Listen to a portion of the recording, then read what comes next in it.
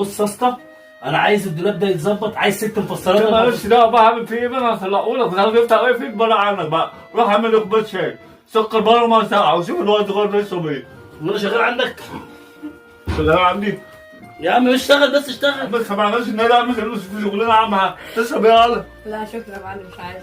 تشرب ايه يالا؟ مش عايز. ده ببلاش يا عبيد، ده ببلاش. كوبايه حاجه ساعه. ما تسيبها قد يا عم. يا معلم احنا لما اتضربنا المره اللي فاتت ولما اتضربنا مش قلت لك خدها وامشي وانا بتضرب؟ ما انا طلعت جريتها يا معلم. يعني ايه طبعا اشتغل بايه ده؟ قعدت تعالي. اضرب بايدك. كده ازاي بقى؟ اضرب بايدك. ما انت بص البير وتطلع يموتني المره دي. اضرب.